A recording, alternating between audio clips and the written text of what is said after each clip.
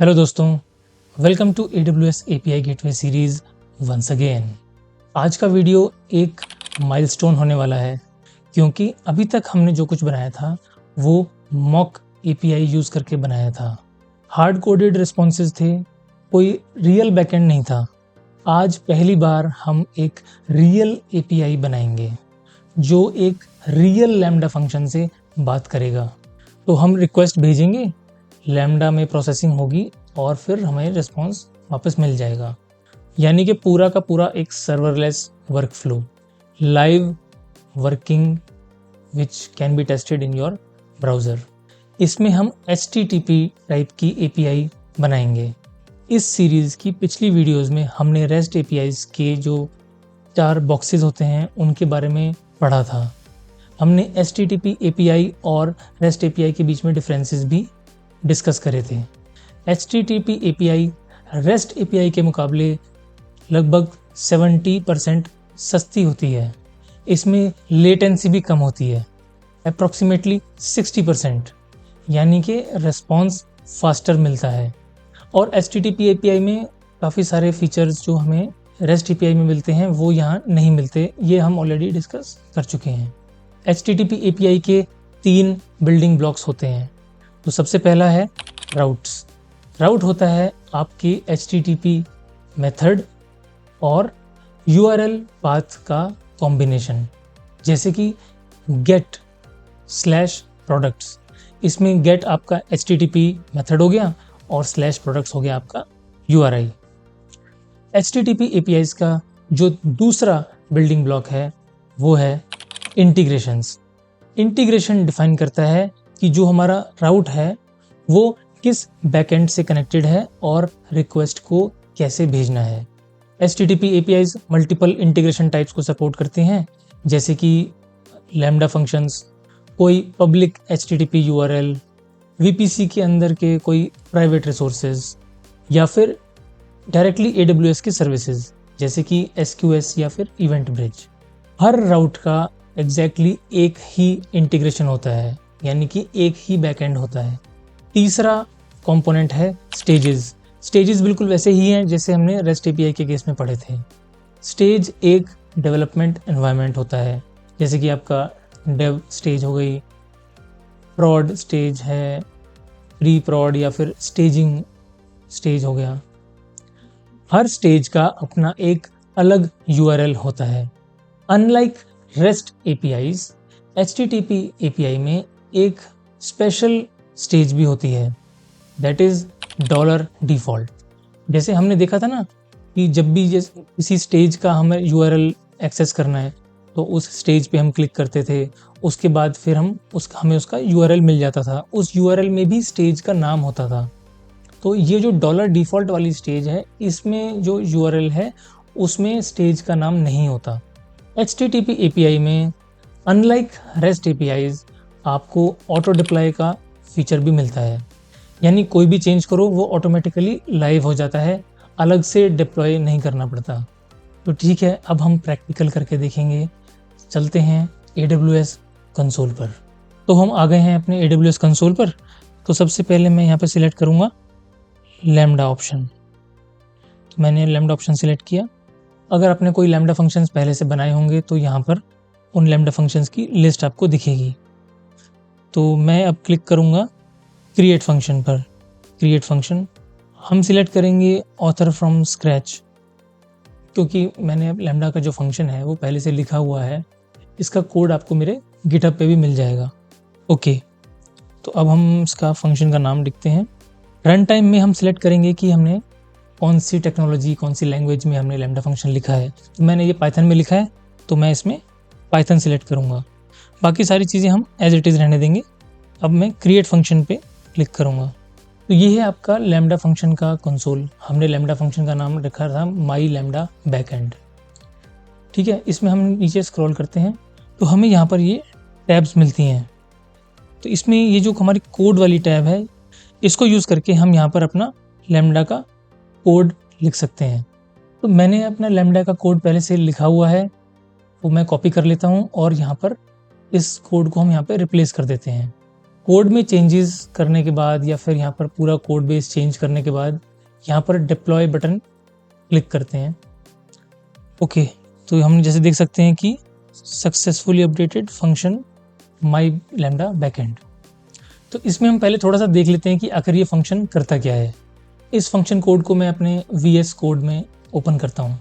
देखो, वैसे देखने में आपको ये कोड काफ़ी बड़ा सा लग रहा होगा, स्पेशली अगर आप प्रोग्रामिंग नहीं करते, बट ये एक बहुत ही सिंपल फंक्शन है। मैं आपको एक्सप्लेन करता हूँ। तो ये फंक्शन जो है ये हमारे HTTP API का बैकएंड की तरह काम करेगा और ये फंक्शन इक्विप्ड है डिफरेंट टाइप्स ऑफ मेथड्स को हैंडल करने के लिए। मेथड मतलब HTTP मेथड जो होते हैं ना, गेट, पुट, पोस्ट वगैरह। तो जब भी पीछे से कोई रिक्वेस्ट आएगी वो लैम्डा हैंडलर फंक्शन में जाएगी। तो जो भी इनकमिंग रिक्वेस्ट आ रही है उसके अंदर जो इन्फॉर्मेशन है जो कि इवेंट वेरिएबल में है, मैं उसको सबसे पहले प्रिंट कर रहा हूँ यूजिंग दिस प्रिंट कमांड। इसका कोई लैम्डा बैकएंड का कोई प्रोसेसिंग से लेना देना नहीं है, ये बस हमने लर्निंग पर्पसेस के लिए हमने इसको प्रिंट करा है। उसके बाद आता है हमारा ट्राई ब्लॉक। ट्राई ब्लॉक मैंने इसलिए यूज़ किया है कि कोई भी अगर एरर आता है, कोई एक्सेप्शन आती है तो उसको हम हैंडल कर सकें।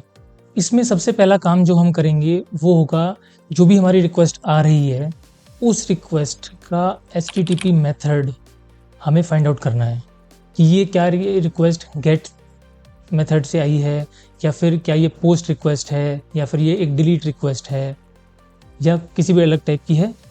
उस रिक्वेस्ट में से हम मेथड को निकालेंगे।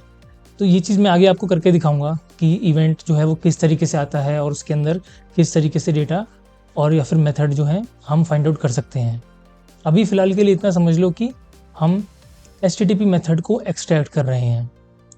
उसके बाद मैंने HTTP मेथड जो भी एक्सट्रैक्ट करा है वो मैंने प्रिंट भी कर दिया है। तो यहाँ पर प्रिंट होगा कि गेट है या फिर पोस्ट है या डिलीट है एक्सेट्रा। उसके बाद रिक्वेस्ट के अंदर पाथ पैरामीटर्स भी हमारे इंक्लूडेड होंगे इफ़ एनी। तो अगर कोई पाथ पैरामीटर है तो वो भी हम यहाँ पर एक्सट्रैक्ट कर रहे हैं इवेंट में से गेट पाथ पैरामीटर्स। जो भी पाथ पैरामीटर्स हमने एक्सट्रैक्ट करे हैं उनको फिर मैं प्रिंट कर रहा हूँ। उसके बाद जो हमारी रिक्वेस्ट आई थी उसकी जो बॉडी थी वो उसको मैं प्रिंट कर रहा हूँ। आफ्टर दिस यहाँ पर हमने एक स्विच केस लिखा है। पाइथन में ऐसे मैच केस होता है। ये जैसे अगर आपने जावा में कोडिंग करी है तो जावा में स्विच केस होता है, तो इसमें डिफरेंट केसेस को हम इसके अंदर हैंडल करते हैं। तो इसके अंदर हम कोड लिखते हैं, जैसे कि अगर गेट रिक्वेस्ट है तो क्या करना है, अगर पोस्ट रिक्वेस्ट है तो क्या करना है, डिलीट रिक्वेस्ट है तो क्या क्या स्टेप्स हमें लेने हैं। इसके अंदर हम कोई भी एक्शन ले सकते हैं। जैसे गेट रिक्वेस्ट के लिए अगर हमें कोई डेटाबेस कॉलिंग करनी है, वहाँ से डेटा लाना है, वो हम फेच कर सकते हैं। अगर पोस्ट रिक्वेस्ट है तो हमें डेटाबेस में कोई नई एंट्री करनी है। डिलीट रिक्वेस्ट है तो हमें डेटाबेस से कोई एंट्री डिलीट करनी है, उसके लिए हमें डेटाबेस से कनेक्शन लेना होगा, डेटाबेस में से वो एंट्री डिलीट करनी होगी, फिर वेरीफाई करना होगा। ये सारा काम हम मैच केस के अंदर वो सब हम लिख सकते हैं। अपने एग्जाम्पल में चीज़ों को ज़्यादा कॉम्प्लेक्स ना करते हुए मैं यहाँ पर कोई भी डेटाबेस कॉल नहीं कर रहा हूँ। मैं बस यहाँ पर ये डेमोन्स्ट्रेट करना चाहता हूँ कि हमने अपने बैकएंड यानी कि जो लैम्डा फंक्शन है उसमें हमने सक्सेसफुली वेरीफाई कर लिया है, सक्सेसफुली हमने ये पता कर लिया है कि ये रिक्वेस्ट किस टाइप की थी और उसके अकॉर्डिंग हम एक्शन ले सकते हैं। तो यहाँ पर हमने जैसे देखा कि अगर गेट रिक्वेस्ट है तो मैं प्रिंट कर रहा हूँ हैंडलिंग गेट रिक्वेस्ट। उसके बाद हम चेक करेंगे कोई टूल आईडी, पाथ पैरामीटर में अगर कोई आईडी आई है तो हम उसको एक्सट्रैक्ट कर लेंगे। इन केस हमें कोई आईडी यानी कोई पाथ पैरामीटर मिलता है अपनी गेट रिक्वेस्ट में, उस केस में हम अपनी रिस्पॉन्स बॉडी के अंदर मेंशन कर देंगे वो टूल आईडी की, fetching tool with ID this. इसमें हम कोई, मैंने जैसा कि बताया, कोई डेटाबेस कॉल नहीं कर रहे हैं, तो हम बस रिस्पॉन्स बॉडी में मेंशन कर देंगे कि ये आईडी हमने फेच करी थी। हमारा जो रिस्पॉन्स आया है उससे ये डेमोन्स्ट्रेट हो जाएगा कि जो लैम्डा बैकएंड था उसने सक्सेसफुली डिटेक्ट कर लिया था कि ये किस टाइप की रिक्वेस्ट थी और उसमें से पाथ पैरामीटर जो है वो भी सक्सेसफुली एक्सट्रैक्ट कर लिया था। अगर हमें कोई भी पैरामीटर में कोई भी आईडी नहीं मिलती यानी कोई पाथ पैरामीटर नहीं मिलता, तो उस केस में हम जो रिस्पॉन्स बॉडी है उसमें लिखेंगे फेचिंग ऑल टूल्स।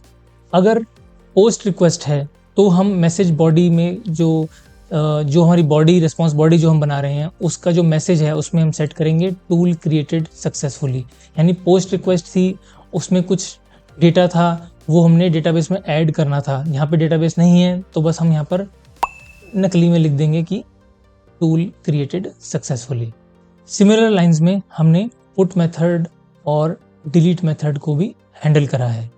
जो भी मेथड होगा उसका कॉरस्पॉन्डिंग यहाँ पर हम मैसेज अपडेट कर देंगे, उससे हमें पता लग जाएगा कि हाँ लैम्डा फंक्शन ने जो भी मेथड था वो जो भी HTTP मेथड था वो हमने सही से डिटेक्ट कर लिया है। लास्ट में हमने केस अंडरस्कोर लिया है, ये डिफ़ॉल्ट केस होता है स्विच केस में पाइथन में। ये वो वाला केस है जब कोई केस मैच नहीं करता तो वो जो है फॉल बैक इस केस पे आता है। अब जब हमारा सारा इवेंट आ गया है, हमने प्रोसेसिंग कर ली है according to the method received, उसके बाद हम अपनी रिस्पॉन्स जो मैसेज है वो बनाएंगे। तो वो कंस्ट्रक्शन हमने इसके अंदर करी है। यहाँ पर हमने स्टेटस कोड सेट करा है, हेडर्स सेट करे हैं और जो बॉडी है रिस्पॉन्स की वो हमने सेट करी है। बाकी ये सारा कोड सेल्फ एक्सप्लेनेटरी है और इसके अंदर मैंने डिटेल्ड कमेंट्स भी डाल दिए हैं, तो आपको ये इजीली समझ आ जाएगा। तो अब वापस चलते हैं अपनी कंसोल पर। तो हमने अपना लैम्डा फंक्शन यानी कि बैकएंड तैयार कर लिया है। अगर हम यहाँ पर ऊपर जैसे हम फंक्शंस में जाते हैं तो हमें यहाँ पर हमारे लैम्डा फंक्शंस की लिस्ट दिख रही है। हमने अभी क्रिएट करा था माई लैम्डा बैकएंड। अब हम जाते हैं AWS API गेटवे पर। तो इसमें कुछ पहले से APIs हैं जो हमने पिछले एग्जांपल्स में बनाई थी। अब मैं क्लिक करता हूँ क्रिएट API पे। इसमें हम HTTP टाइप का API बनाएंगे। क्लिक करेंगे बिल्ड पर। यहाँ पर आप इसकी डिटेल्स भर दो। नाम डालते हैं इसका रियल HTTP API। अब हम इसमें इंटीग्रेशंस ऐड करते हैं। इंटीग्रेशन यानी कि जो बैकएंड है हमारा, ये वही बैकएंड है जो हमने बनाया था लैम्डा फंक्शन। मैं क्लिक करता हूँ ऐड इंटीग्रेशन पर। यहाँ पर अब हमारे पास ऑप्शन आ रहा है, मैं सिलेक्ट करता हूँ लैम्डा। अब हमें यहाँ पर लैम्डा फंक्शन चूज़ करना है। हमारे पास एक ही लैम्डा फंक्शन है तो वही ऑप्शन आ रहा है माई लैम्डा बैकएंड, तो मैंने ये सिलेक्ट कर लिया। नेक्स्ट। अब हमारे पास ऑप्शन आता है कॉन्फ़िगर राउट्स। ये राउट्स मैंने आपको समझाया था ना, ये HTTP मेथड और URI का कॉम्बिनेशन होता है, वही चीज़ हमें यहाँ पे कॉन्फ़िगर करनी है। तो मैं क्लिक करता हूँ ऐड राउट पर। मेथड हम सिलेक्ट करेंगे, गेट मेथड में सिलेक्ट करता हूँ, इसमें /tools डालता हूँ। इंटीग्रेशन टारगेट क्या होगा? टारगेट मतलब जो भी आपका बैकएंड है, तो हर एक राउट जो है वो अलग अलग बैकएंड्स को भी टारगेट कर सकता है। हमने यहाँ पर एक ही बैकएंड बनाया है तो हम सभी रूट्स में जितने भी हम राउट्स बनाएंगे सभी में एक ही सेम लैम्डा फंक्शन हम एज एन इंटीग्रेशन सिलेक्ट करेंगे। इसमें मैं एक और राउट ऐड करता हूँ गेट मेथड, लेकिन इस बार यहाँ पर पाथ पैरामीटर का प्रोविजन भी कर दिया है।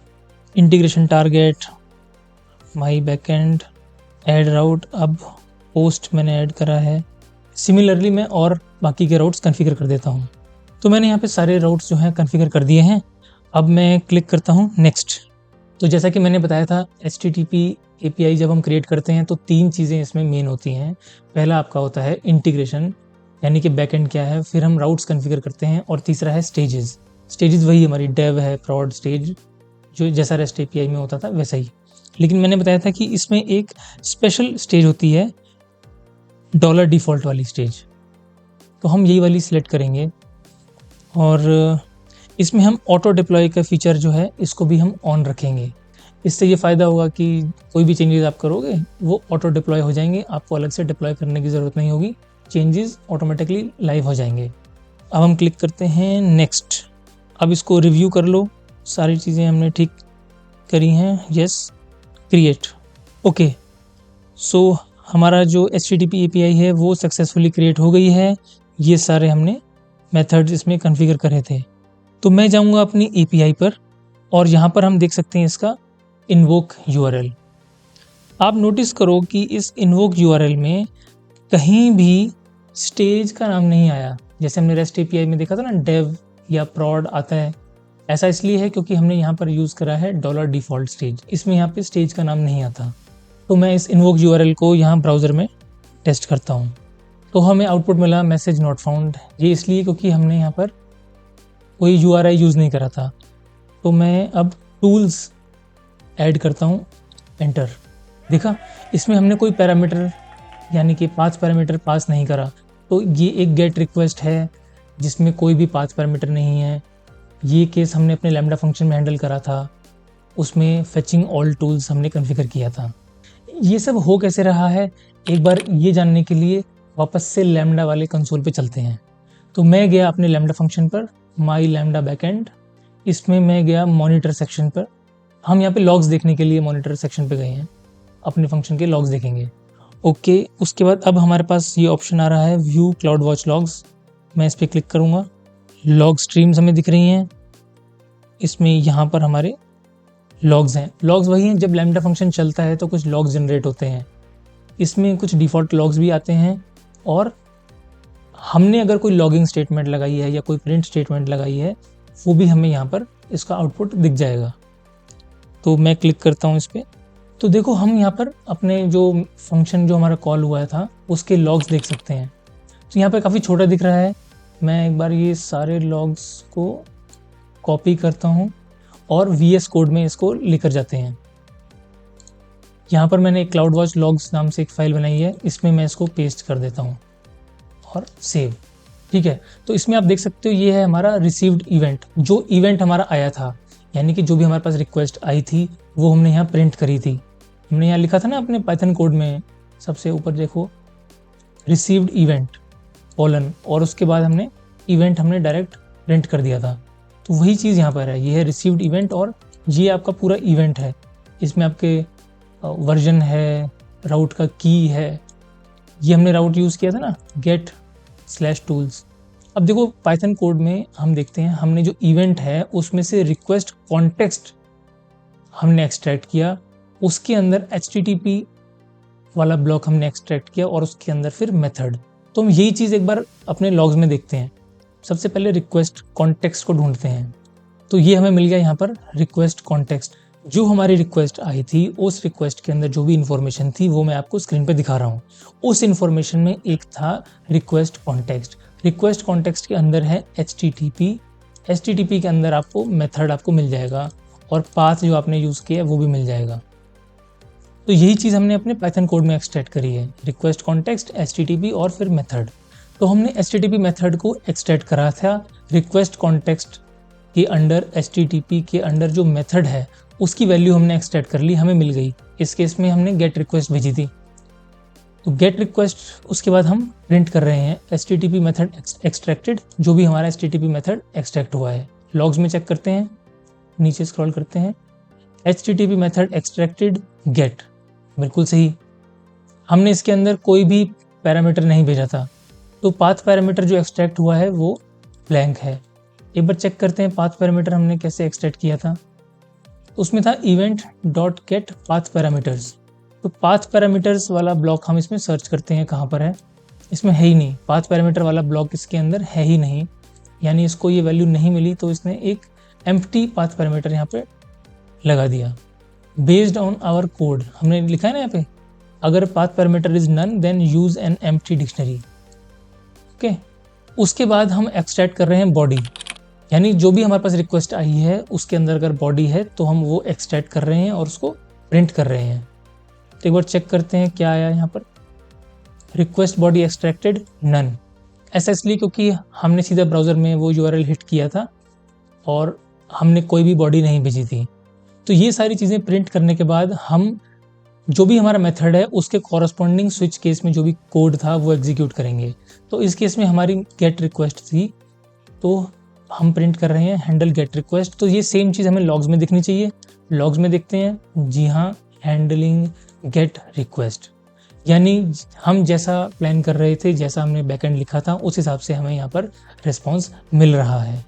आगे देखते हैं इस कोड में, क्योंकि हमने कोई भी पाथ पैरामीटर नहीं भेजा था, तो अगर कोई पाथ पैरामीटर नहीं होगा तो हमें रिस्पॉन्स मिलेगा फेचिंग ऑल टूल्स, और यहाँ पर आप देख सकते हो कि हमें यही रिस्पॉन्स मिला है। ठीक है, तो हमने देखा कि हमारा जो API रिक्वेस्ट है और रिस्पॉन्स है वो सही तरीके से आ रहा है, हमारा जो HTTP API है वो सही तरीके से काम कर रही है।